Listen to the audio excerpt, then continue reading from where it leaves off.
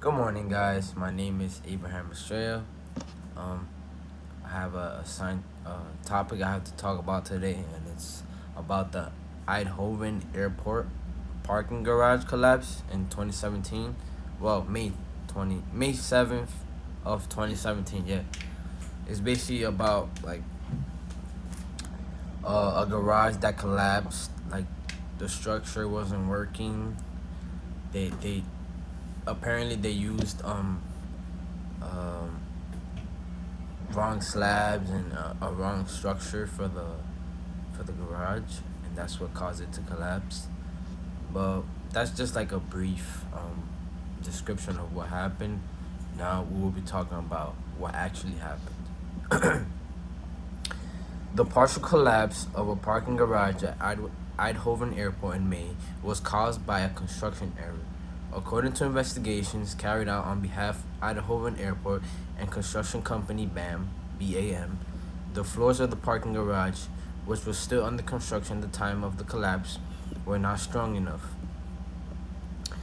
So basically, the construction workers didn't strengthen the the the framing of the structure correctly, and it was not strong enough in order to hold the amount of weight of each floor. That's why it collapsed. The floors were made of prefabricated concrete slabs. The connection between the slabs did not meet safety requirements and were not strong enough. If you don't meet safety requirements, obviously you're putting people in danger.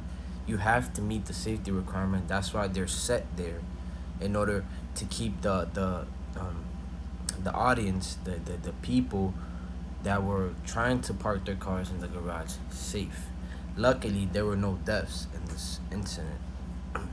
The collapse started on the fourth floor. It was very hot on the day of the collapse, May 27, like I mentioned earlier. The heat spread through the slabs unevenly, putting extra stress on the already weak connections. The fourth floor collapsed, and due to its weight, the fourth floor collapsed, and due to its weight, the three floors beneath also gave in. This is why it's important to reinforce your slabs, for like sustaining hot temperatures or cold temperatures. This is why it's important to have insulation, because insulation can control the heat, the amount of heat that goes into the slab. And as you see here, this garage collapsed because since it was a hot day, the slabs overheated, and as you know that when steel overheats, it tends to bend or weaken. That's why it collapsed. In total, an area of 900 square meters collapsed. That's the total area of the garage. No one was working on the structure at the time, and there were no injuries. No injuries. Luckily, there were no injuries, because if there was any injuries or any deaths, these people would have got sued. But either way, they can get sued because they didn't do their job correctly. They didn't meet the safety requirements, and they didn't use the proper materials to make sure that the structure is strong enough in order to hold the amount of weight it was supposed to hold. The future of the structure is still unclear. The involved parties are still investigating whether the parking lot can be repaired or if it will have to be demolished. Well, if they're gonna repair it, I say use stronger materials. Make sure that you have materials that can absorb heat. That way, or I should say absorb and then redirect heat, so that if you have steel slabs or whatever type of slab, they don't overheat and cause your structure to mess up again. Uh,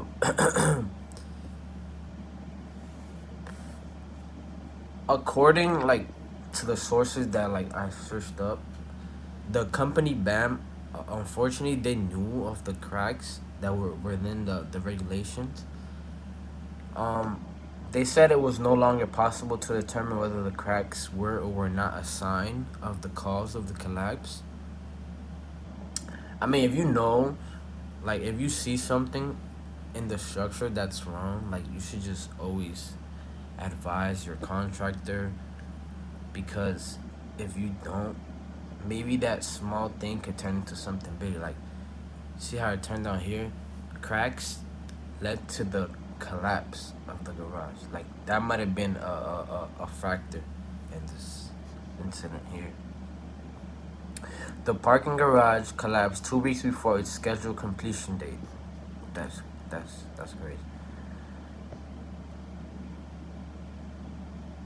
Investigations into the cause of the collapse concluded that the floors of the structure were not up to standard and were not strong enough. That's why it's important to reinforce your structure. The car park used bubble deck floors. I mean, I don't even know what bubble deck floors are. Like, I don't know. But from doing research on this topic, I know that whatever bubble deck floors that these construction workers used, it wasn't strong enough to hold the capacity of each floor. The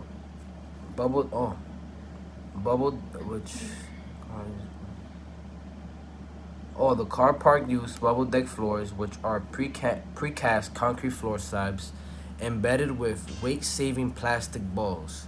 After installation on site, a concrete topping was applied.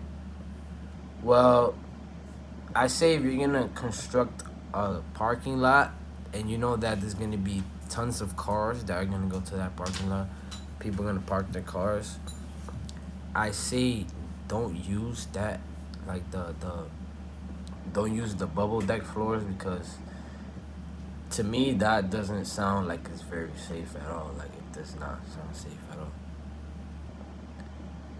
It doesn't. According to a statement from the BAM company, they said that the investigation showed that the shear strength of the interface between the precast concrete floor slabs was insufficient to convey the traction. As a result, the structural capacity of the floor was compromised. The high ambient temperature of the day of the collapse was a contributing circumstance to the defect manifesting itself. They also said structural engineers and building inspectors in general do not factor in the enough importance of shear strength for the adhesion of the floors. Yeah, to do a type of construction like this, you need advisement, because structural engineers and building inspectors, they're the ones that are in charge of making sure the structure will work and that there's no type of how you say, like, forces or like contributors that can have a downside effect on the structure.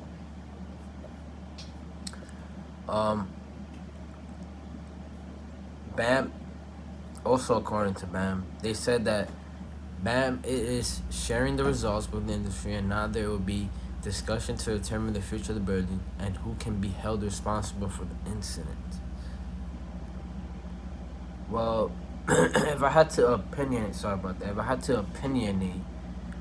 on who should be held responsible for this incident that happened in the airport, I say it's definitely mostly everybody has a fault in it, but mostly the people who designed the building, which is probably the architect. The architect has to design the building, and then the engineers have to make sure it works. So I say everybody had a fault because they didn't put the enough amount of work to make sure this worked out. Because if they would have took their time and they would have analyzed and had advisement from structural engineers and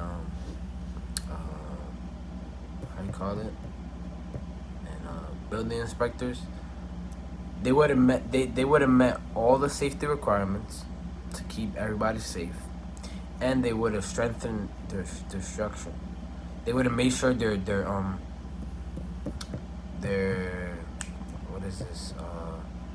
their slabs were strong enough to hold the weight, and that they would have used another method in order to make sure the structure is stable, and that not one of the weight of the upper floors can affect the down floors. Like the weight of the fourth floor doesn't basically make sure that all the floors have the same amount of weight, because if one weight at the top floor is more greater than the weights in the bottom floor, it's just gonna collapse. Like it's just gonna tear down. And also put reinforcements on the slabs. That's what I recommend, and that's what I take away from this incident. Thankfully nobody died. Like I said, this is what, like 3 years ago. But yeah, this is all I have for you guys. It was a great doing research on this topic, and I hope you guys learned something and take something out of this. Goodbye.